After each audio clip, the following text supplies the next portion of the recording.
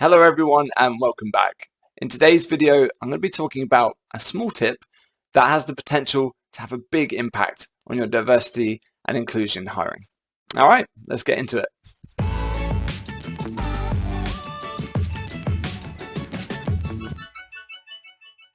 Okay, so that tip is what I like to call the second look rule. And before we get into that, I just want to explain a few other things that will help set up why this rule, effectively as a habit, is really important. So when we talk about a diversity and inclusion hiring strategy, we can think about soft or hard strategies. Soft, I would say, is something like implementing habits, advice that is given to employees, interviewers, recruiters. A hard strategy is a hard rule, or it's a target, or it's a quota that you're aiming for. Great example of a hard strategy would be when the NFL implemented the Rooney Rule in 2003. If you're not aware of the Rooney Rule, definitely worth looking it up. But as a brief explanation, it was the rule that at interview stage for a head coach, you had to have at least one diverse candidate, and that has had amazing results in the NFL, and many other sporting organizations and companies have taken on similar approaches. The best first step when thinking about improving diversity in your hiring process is to understand your unconscious bias. A great and fairly simple and quick way to do that is to check out the Harvard Implicit Bias Test, and I will make sure to link that in the description below.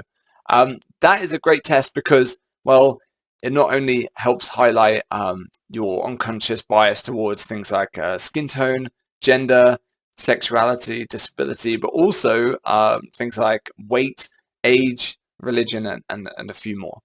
Everyone has unconscious bias, so you can't escape that. But what you can do is implement rules and frameworks to help offset that, and just make sure you have something in place to counterbalance those unconscious biases.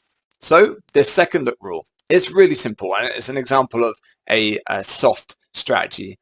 And that is that when you come across a CV or resume, or you're interviewing someone, if they are not similar to you, just consider them again.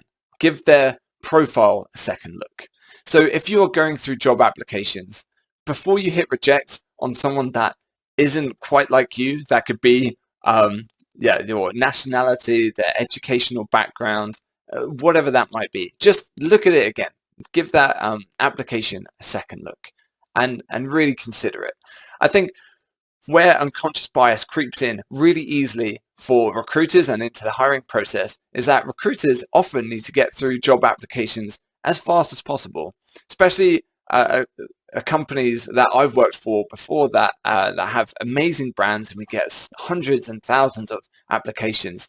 Speed can be really key and can be great to be being a top performing recruiter. But where that speed comes in is exactly where the unconscious bias comes in. So if you can slow things down a little, implement the second look rule, reconsider applications, and just have that thought to think, does this person deserve a chance?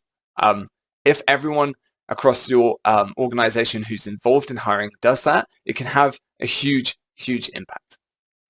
So it really is as simple as that, just the second look rule. I'm sorry I couldn't seem to find any articles or references for where I picked this up and learned this, but I've included some good articles on unconscious bias and some other links below that you may find useful. Okay, have a good day and see you in the next one.